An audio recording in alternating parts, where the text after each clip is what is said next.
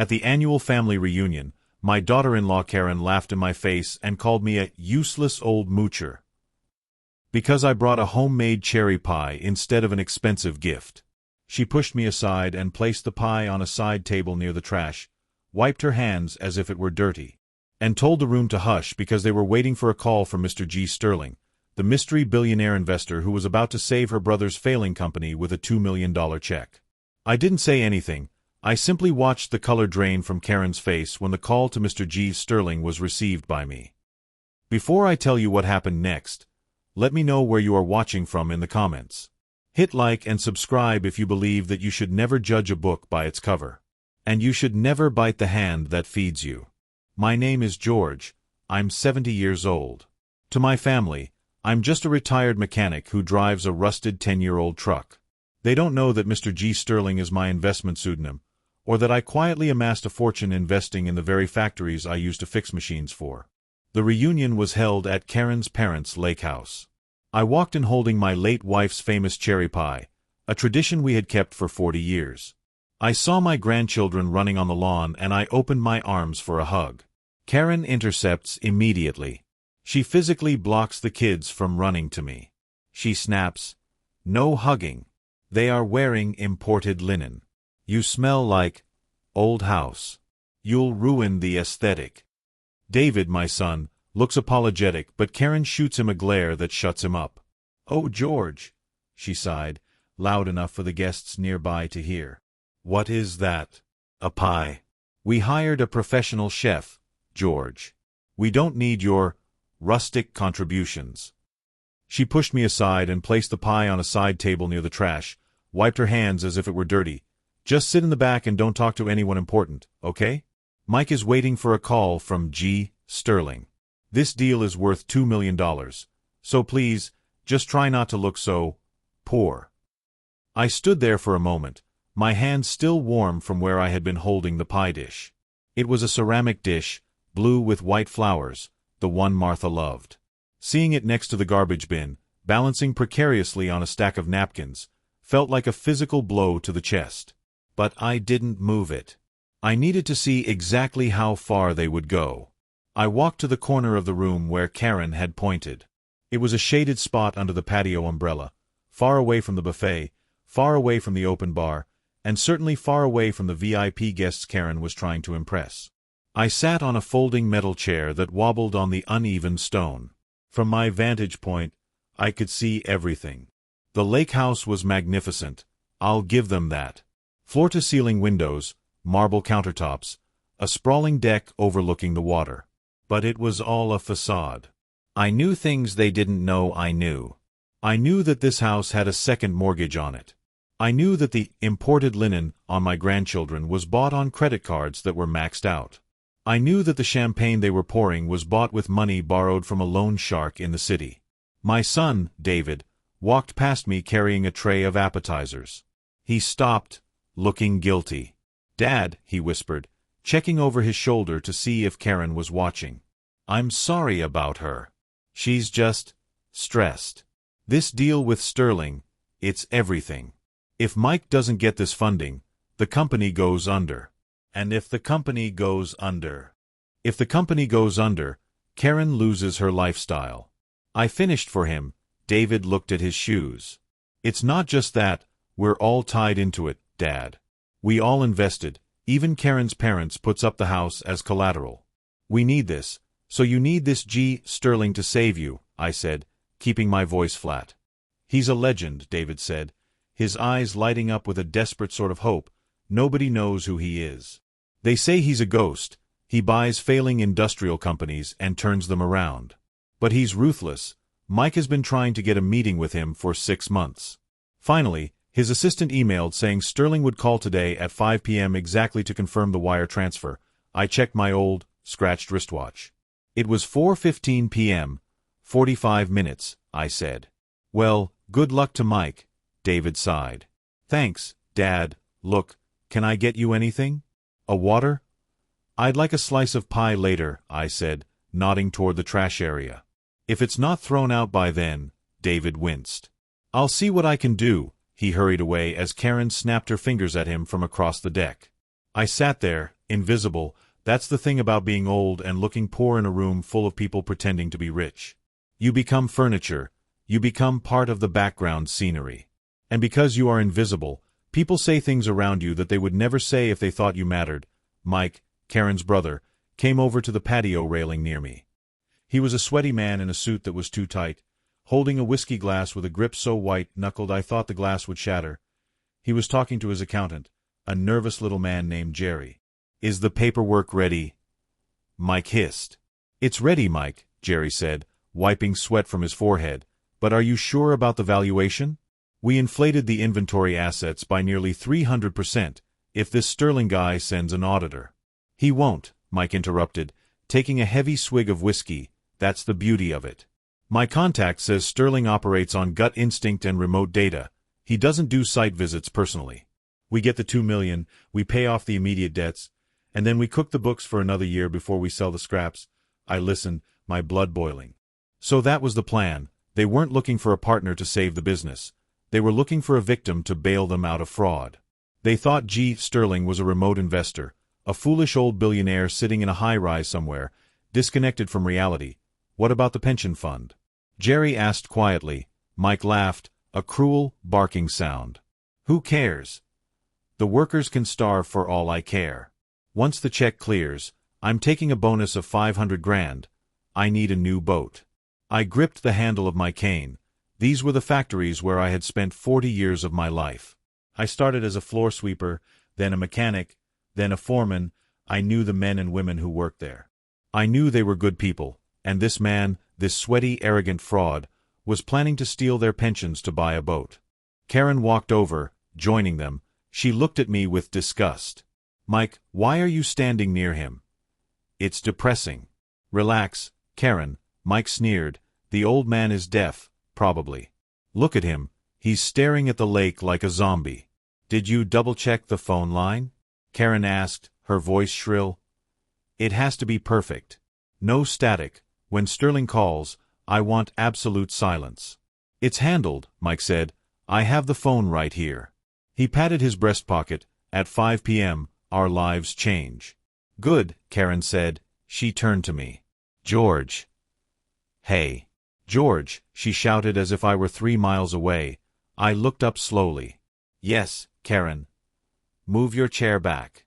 "Further back. You're in the frame of the video I want to take when Mike answers the call. I don't want your truck clothes in the background of our success story." I didn't argue. I stood up, dragged my chair back 5 feet, until I was practically in the bushes. "Perfect," she said, not even saying thank you. "God, David really needs to put him in a home. He's embarrassing." The next 30 minutes were a study in human greed. As the clock ticked closer to 5 p.m., the atmosphere at the party shifted from celebration to hysterical tension. The guests, mostly sycophants and people Mike owed money to, stopped eating. The music was turned down. The professional chef, a nice young man who had actually looked at my pie with interest before Karen shooed him away, was told to stop cooking because the sizzling noise was too distracting. I sat in the bushes, watching them. I thought about Martha. I thought about how we used to save every penny. We lived in a small house, drove used cars, and fixed our own appliances. When I started investing in the 80s, it wasn't to get rich. It was because I believed in American manufacturing. I bought shares in companies I knew were solid, even when Wall Street ignored them. I reinvested dividends. I compounded interest. And then, I started buying debt, distressed assets. I created the persona of G. Sterling because I didn't want the notoriety. I wanted to walk down the street and just be George the mechanic. I wanted to know who my real friends were. Evidently, I had none in this house. At 4:50 p.m., Mike stood up on a chair. He tapped a spoon against his glass. Everyone, listen up," he shouted. The crowd went silent. "In 10 minutes, I will be receiving a call that will not only secure the future of Titan Industries but will make everyone here very happy. Mr. G. Sterling, the billionaire industrialist, has agreed to partner with us." Cheers erupted. Karen was clapping so hard her jewelry rattled. David looked nauseous. "Now," Mike continued, "Mr. Sterling is a very private, very serious man. When this phone rings," he held up his sleek, brand-new smartphone, "I need absolute quiet. We need to show him the respect he deserves. You hear that, George? Karen hissed at me from across the deck. Silence, if you cough, if you drop that cane. So help me God, I will have you banned from seeing your grandchildren. That was the breaking point, the threat against seeing the kids. I looked at her, really looked at her, and I smiled. It was a cold smile. I won't make a sound, Karen, I said softly. 4:55 p.m. The tension was palpable. Mike was sweating profusely now. He kept wiping his hands on his pants. 4:58 p.m. Everyone was staring at Mike's phone, which was sitting on the glass table like a religious artifact. 4:59 p.m. The silence was heavy, suffocating. A bird chirped in a nearby tree, and Karen looked like she wanted to shoot it. I reached into the pocket of my worn-out denim jacket. I felt the cool metal of my own phone.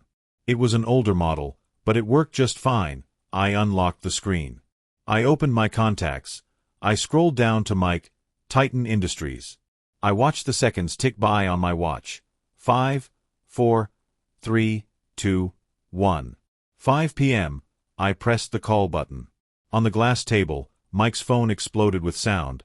It was a generic, loud ringtone. Mike jumped as if he'd been electrocuted. The crowd gasped. Mike scrambled to grab the phone. His hands were shaking so badly he almost dropped it. He swiped the screen to answer, put it on speakerphone, and held it up like a trophy. Hello? Mr. Sterling? Mike's voice cracked. He cleared his throat. Hello, Mr. Sterling. This is Michael Vance. I sat in my chair in the bushes, 10 feet away from him. I didn't hold the phone to my ear. I just spoke into the air, loud and clear. Hello, Mike, I said. The sound of my voice didn't come from his phone speaker. It came from behind him. Mike frowned. He looked at the phone, confused. Mr. Sterling? The connection seems odd. I can hear you, but... I can hear you just fine, Mike, I said, staying seated. Karen whipped her head around, glaring at me. George. Shut up. Mike is on the phone. I know he is, I said, calm as a frozen lake. I'm the one talking to him. Mike looked at the phone, then at me. Then back at the phone. Mr. Sterling? He asked the device. Put the phone down, Mike, I said. Look at me. The confusion in the room was like a thick fog. Mike slowly lowered the phone from his ear, but he didn't hang up. He looked at me, his eyes wide. Dad, what are you doing? David whispered, terrified. Stop it, you're going to ruin everything. George. Karen shrieked, marching toward me. Have you lost your mind? You senile old bat. You're interrupting the call. Karen, I said, my voice dropping an octave, taking on the tone I used in boardrooms, the tone of G. Sterling. If you take one more step toward me, I will consider it an act of aggression, and I will add it to the list of reasons why I am pulling the funding. Karen froze. Her foot hovered in the air. She looked at me, and for the first time, she didn't see George the mechanic. She saw something else. What did you say? She stammered. I held up my phone. The screen was glowing. It showed the call timer active. 0:45 seconds. Look at your brother's phone, Karen, I said. Look at the caller ID. Mike looked down. His face went from red to gray in a heartbeat. He squinted at the screen. It says unknown caller, Mike whispered. That's right, I said. I blocked my number, but I'm talking to you right now, aren't I? Hang up the phone, Mike. I pressed the red button on my phone. Instantly, the call on Mike's phone disconnected. The beep beep beep of the ended call echoed in the silent patio. Mike dropped the phone. It clattered onto the glass table. No, Mike breathed, no. That's impossible. You're a mechanic. You fix transmissions. I stood up. I didn't need the cane, really. I used it for my bad knee, but when the adrenaline is flowing, I can stand as tall as any man. I walked out of the bushes and into the center of the patio. I was a mechanic, I corrected him. And then I started buying the shops, then the factories, then the supply chains. You see, Mike, when you spend 40 years fixing things, you learn how they work. And you learn how to spot things that are broken beyond repair. I looked around the room. The guests were paralyzed. My name is George, I said. But the bank accounts, the holding companies, and the $2 million check you were waiting for, those belong to G. Sterling. George Sterling. It wasn't a very hard code to crack, was it? Karen started laughing. It was a frantic, hysterical sound. "This is a prank," she said, looking around at the guests. "This is some sick, twisted prank, David. Did you put him up to this? He hired an actor or hacked the phone line." "Karen," David said, his voice trembling, "Dad doesn't know how to hack a phone line."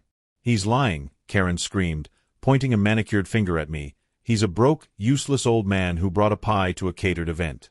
He is not a billionaire. Is that so?" I reached into my inner jacket pocket, the pocket where I usually kept my reading glasses, and pulled out a folded document. I tossed it onto the glass table in front of Mike.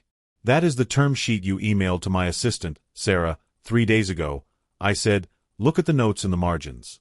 You'll recognize the handwriting. It's yours, Mike." Mike picked up the paper with trembling fingers. He stared at it. This is the draft. I never sent this to anyone but Sterling's office." "Read the note on paragraph 4, I commanded. Mike swallowed hard. "It says, 'Inflate assets here, he won't check.'" Gasps rippled through the crowd.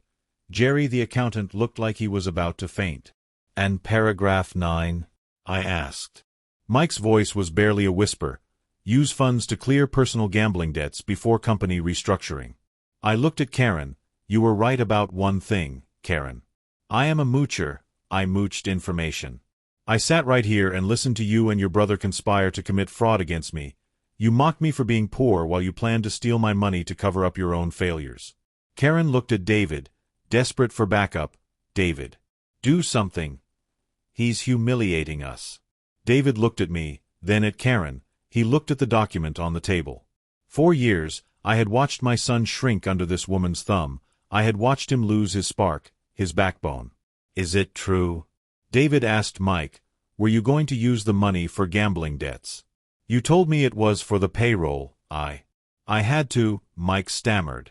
"The sharks, David, they were going to break my legs. And what about the house?"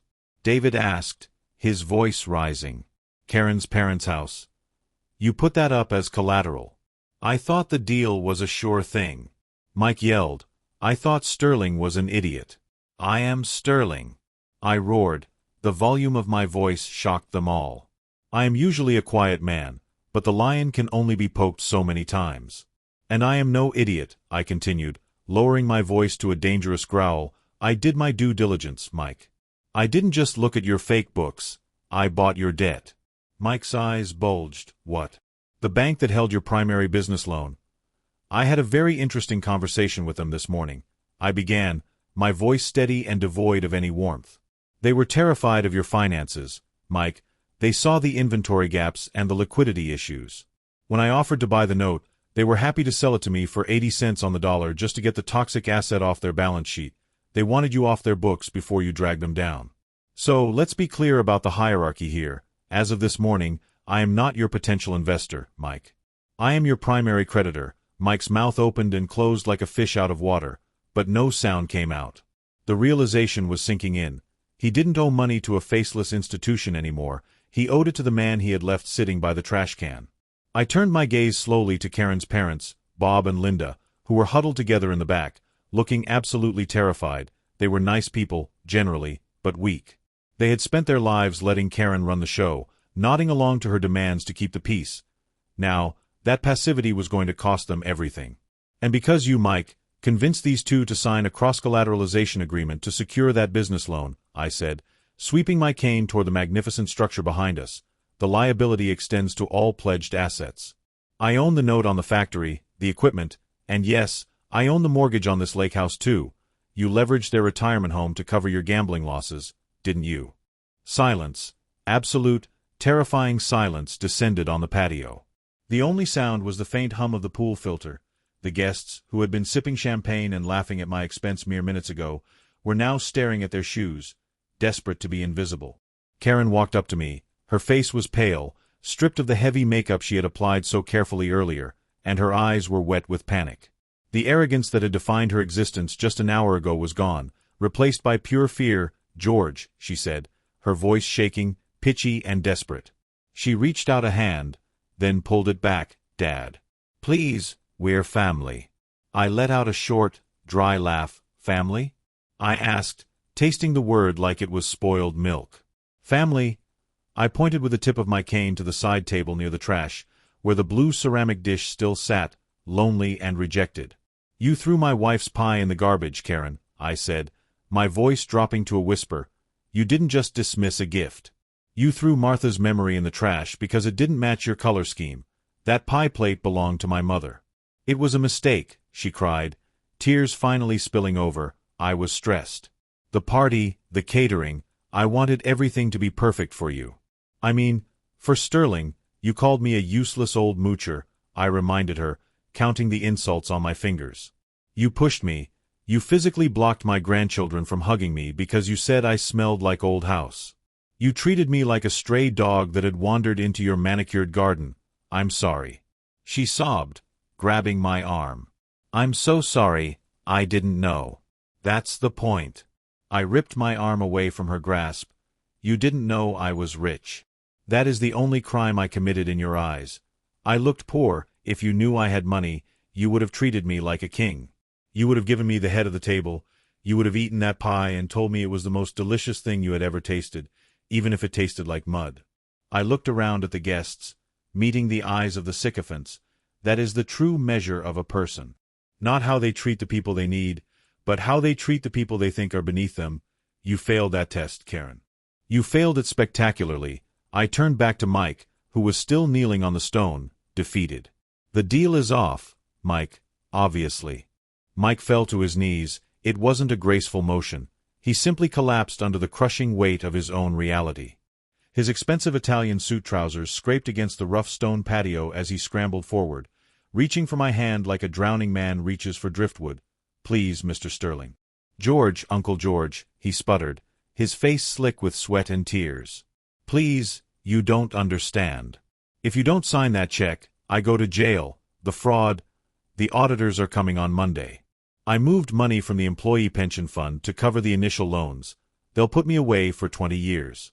I looked down at him, feeling absolutely nothing but cold, hard resolve. For years, this man had walked around like a king, building his castle on a foundation of lies and stolen retirement funds. He wasn't asking for forgiveness. He was asking for an accomplice. "Then you better start looking for a good lawyer. And I suggest you find one who works pro bono, because you won't be able to afford a retainer by tonight," I said, my voice cutting through the humid air like a blade. "I'm calling the auditors myself on Monday morning. In fact, my team already has the digital forensic files ready to send. I'm turning over the emails, the fake ledgers, the offshore shell accounts, everything. You can't." Karen screamed, rushing forward and grabbing David's arm, digging her nails into his jacket. "You can't do this. You'll destroy us. You'll destroy your own son. David is a VP. If Titan goes down, he goes down with it." I shifted my gaze to David. He had pulled away from Karen's grip and was standing apart from them now, near the railing where the sun was beginning to dip below the horizon. He wasn't crying. He wasn't panic-stricken like the others. He looked relieved. It was the look of a man who had been holding his breath for a decade and finally exhaled. "David isn't going down," I said calmly. "His name isn't on the fraudulent documents." I checked. "He was just the figurehead you used to make the company look respectable." I turned my eyes back to my son. "But there is still the matter of your home, David. I own the debt on your house, too. I bought the mortgage note from the bank last week when they flagged it as high risk." Karen gasped, her hand flying to her throat. You own our house. You're going to evict us? You'd evict your own son and grandchildren onto the street." "I'm going to evict you, Karen," I corrected her, letting the words hang in the air. "I will not subsidize a lifestyle built on cruelty and debt." David, however, has a choice. I walked over to my son. He looked tired, aged beyond his years by the stress of living a lie. I put my weathered hand on his shoulder, feeling the tension in his muscles. "You're a good mechanic, David," I said softly, ignoring the chaos behind us. "You were the best I ever trained before you put on that suit and started playing pretend with these people. You could diagnose a stalling engine just by listening to the idle. You have a gift. You hate this life. I see it in your eyes every time I visit. I see you dying a little more every day trying to keep up with people who despise you." David nodded slowly, tears finally spilling over and streaming down his face. "I hate it, Dad," he choked out. "I hate the debt. I hate the lying. I hate waking up every morning wondering if today is the day it all falls apart." Then let it fall, I said, and come work for me. I have a factory in Ohio. A precision machining plant that makes parts for wind turbines. It needs a manager who knows how to get his hands dirty, someone who respects the machines and the men who run them. It pays well, not $2 million stolen from a pension fund but honest money. Enough to build a real life, a life you can sleep through at night. But what about me? Karen shrieked, stamping her foot like a petulant child. Ohio? Are you insane? I am not moving to some Rust Belt town to live in a farmhouse. I have a reputation. I have a social circle. David turned to look at her. The silence stretched for a long second. Then don't, David said. He spoke softly, but firmly, his voice steady for the first time in years. He looked at his wife, really seeing her, perhaps for the first time since they married. I'm done, Karen. I'm done with the linen suits. I'm done with the aesthetic. I'm done with the credit card bills hidden in the laundry room. And most of all, I'm done with you treating my father like garbage. Slowly, deliberately, David unclasped the heavy, gold Rolex from his wrist, a birthday gift from Karen bought with money they didn't have. He laid it on the glass table next to Mike's silent phone. It made a heavy clink sound, the sound of chains breaking. I'm going with Dad, he said, turning his back on the lake house, the luxury, and the lies. The sun was setting now, casting long shadows across the deck. The party was over. The guests were awkwardly shuffling toward the exits, desperate to escape the blast zone. Mike was still on his knees, weeping into his hands. Jerry the accountant was frantically typing on his phone, probably looking for a flight to a country with no extradition treaty. Karen stood alone, shivering in her designer dress, looking at the lake house she was about to lose. I walked over to the side table. My pie was still there. I picked it up. The crust was a little crushed on one side where Karen had shoved it, but otherwise, it looked fine. I walked back to the center of the patio. This pie, I said, addressing the room one last time, is made from cherries picked from the tree in my backyard, the tree Martha and I planted the day David was born. It takes 3 hours to make the crust from scratch. It takes patience. It takes love. I looked at the professional chef, who was still standing by his idle grill. What's your name, son? I asked. Marcus, sir, he said, standing at attention. Marcus, catch, I said. I tossed the pie dish gently toward him. He caught it with expert hands. Take that home to your family, Marcus, I said. It's too good for these people. Marcus smiled, a genuine, wide smile. Thank you, Mr. Sterling. It smells amazing. It is, I said.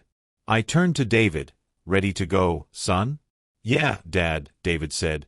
He loosened his tie and threw it on the ground. I'm ready. We walked toward the sliding glass doors to leave. Wait. Karen screamed. You can't just leave. What are we supposed to do? I stopped and turned back one last time. Well, I said, tapping my chin with my cane, I hear there are some great job openings in the service industry. I'm sure you'll find something. Just remember, Karen, when the customer walks in, don't judge them by their clothes. You never know who they might be. We walked out to the driveway. My rusted 10-year-old truck was parked next to Mike's leased Porsche and Karen's leased Range Rover. Hop in, I said to David. The passenger door sticks a bit. You have to kick it. David laughed. It was the first time I had heard him laugh in years. He kicked the door, yanked it open, and climbed in. As we drove away from the lake house, leaving the chaos behind us, David looked at me. So, he said, you're really him? Gee, Sterling. I am, I said. And you really have billions. Not billions, I corrected. But enough. Enough to fix what's broken. Why didn't you tell me? He asked. Why let us struggle? I didn't let you struggle, David, I said softly. I paid off your student loans anonymously. I paid for the grandkids' medical bills when Sarah broke her arm. I've been helping. But I couldn't give you the cash directly. I saw what money did to Mike. I saw what the pursuit of money did to Karen. I didn't want it to rot you too. David nodded slowly. I think it almost did, Dad. Almost, I agreed, but not quite. You stood up today. That's all I needed to see. It's been 6 months since the reunion. The fallout was swift and brutal. Titan Industries went into receivership the following Monday. My auditors found the fraud within 24 hours. Mike is currently serving a 3-year sentence for embezzlement and fraud. He tried to blame it on Jerry, but Jerry flipped on him for a plea deal. Karen's parents lost the lake house, But I didn't kick them out on the street. I let them stay as renters, paying a fair price, on the condition that Karen was not allowed to live there. Karen. Well, she refused to work. She tried to sue David for alimony, but since I had the best lawyers in the state and proof of her complicity in Mike's fraud, she didn't get a dime. Last I heard, she was living with a friend in the city, trying to find another rich husband. Good luck to him.